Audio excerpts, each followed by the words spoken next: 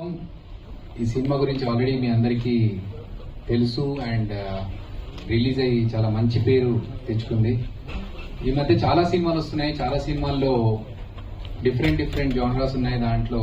కానీ ఇలాంటి సినిమా నిజంగా ఒక ఉత్సవం లాగా ఉండి థియేటర్లో చూస్తే మీకు అర్థమవుతుంది.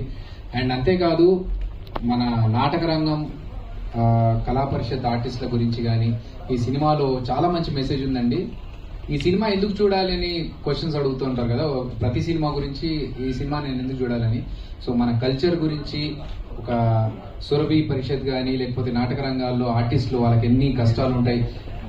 ప్రేమ గారి క్యారెక్టర్ గురించి చెప్తూ బిడ్డ ఏడుస్తున్నా కూడా నాటకం కంప్లీట్ అయ్యి వెళ్ళి బిడ్డకు పాలిచ్చింది అనేది నిజంగా ఒక ఆర్టిస్ట్గా ఒక సీనియర్ ఆర్టిస్ట్ చేశారు కాబట్టి ఆ క్యారెక్టర్ ని పోర్ట్రే చేస్తూ ప్రేమ గారు ఆ క్యారెక్టర్ చేశారు.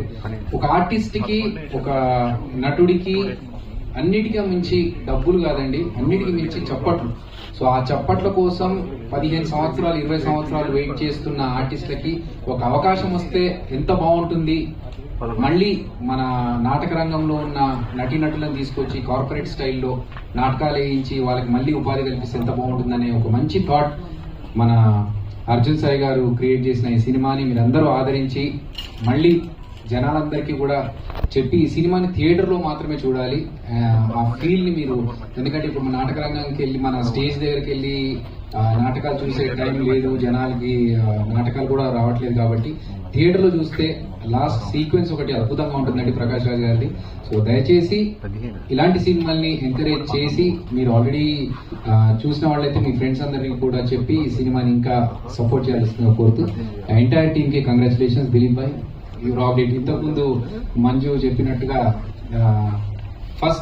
ఫస్ట్ సినిమా అన్న ఫీలింగ్ ఎక్కడా లేకుండా పెద్ద యాక్టర్స్ అందరితో పాటు ఈక్వల్ గా పర్ఫామ్ చేస్తూ ఎక్కడ బిడియం అనిపించకుండా చాలా సూపర్ గా పర్ఫామ్ చేశారు దిలీప్.